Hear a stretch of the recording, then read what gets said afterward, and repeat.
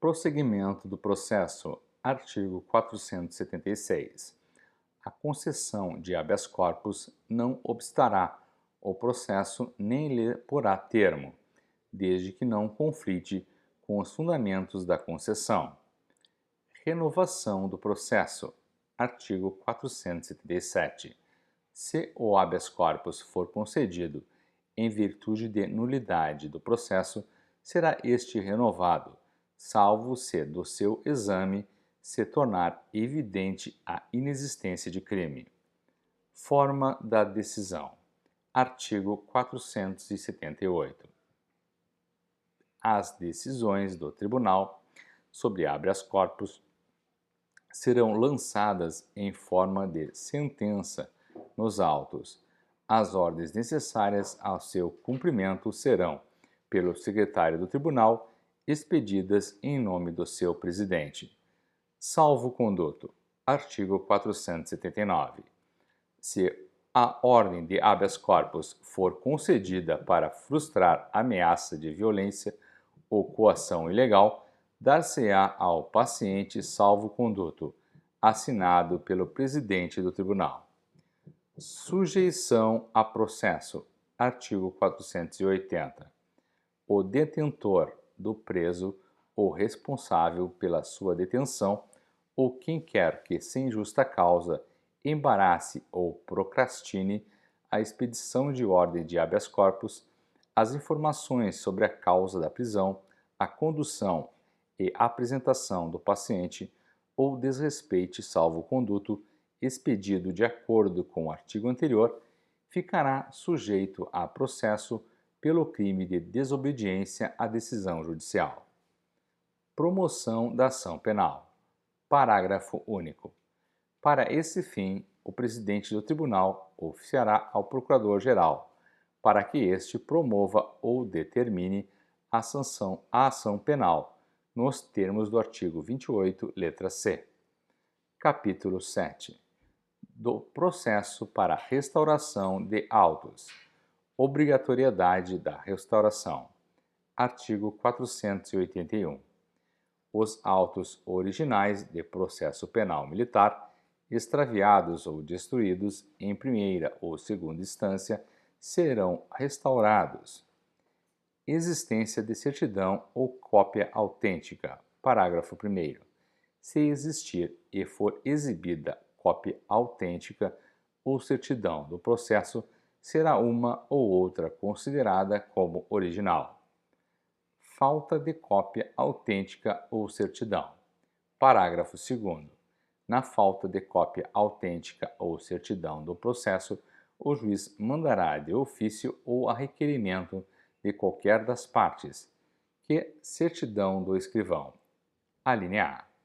O escrivão certifique o estado do processo, segundo a sua lembrança, e reproduza o que houver a respeito em seus protocolos e registros. Requisições. Alínea B. Sejam requisitadas cópias do que constar a respeito do processo no Instituto Médico Legal, no Instituto de Identificação e Estatística ou em estabelecimentos congêneres, repartições públicas, penitenciárias, presídios ou estabelecimentos militares. Citação das partes. Alínea C. Sejam citadas as partes pessoalmente ou se não forem encontradas por edital, com o prazo de 10 dias para o processo de restauração. Restauração em primeira instância. Execução. Parágrafo 3º. Proceder-se-á à restauração em primeira instância, ainda que os autos se tenham extraviado na segunda, salvo se em se tratando de processo originário do Superior Tribunal Militar, ou que nele transite em grau de recurso. Auditoria competente. Parágrafo 4º. O processo de restauração correrá em primeira instância perante o auditor na auditoria onde se iniciou. Audiência das partes. Artigo 482. No dia designado para as partes serão ouvidas, mencionando-se em termo circunstanciado os pontos em que estiverem acordes e a exibição e a conferência das certidões e mais reproduções do processo, apresentadas e conferidas. Instrução. Artigo 483. O juiz determinará as diligências necessárias para a restauração, observando-se o seguinte: a linha A.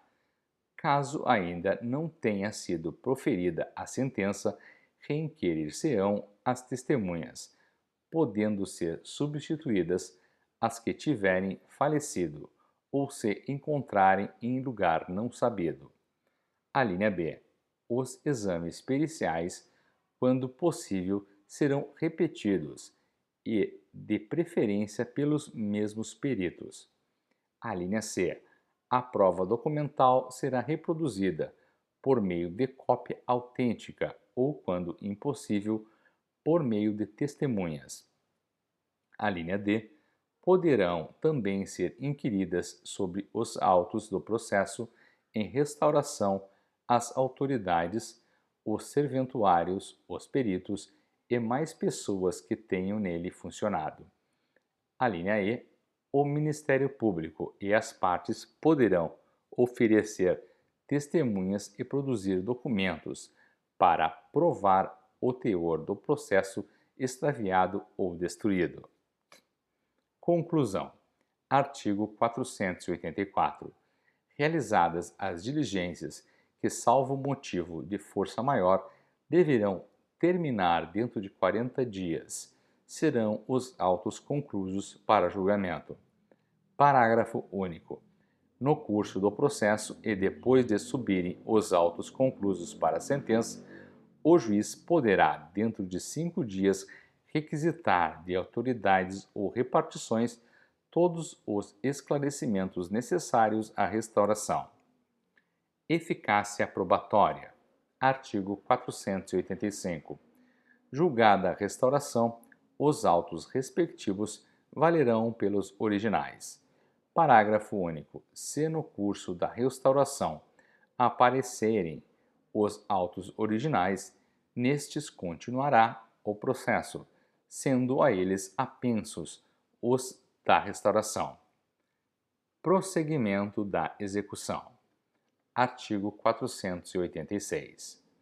Até a decisão que julgue restaurados os autos, a sentença condenatória em execução continuará a produzir efeito, desde que conste da respectiva guia arquivada, na prisão onde o réu estiver cumprindo pena, ou de registro que torne inequívoca a sua existência.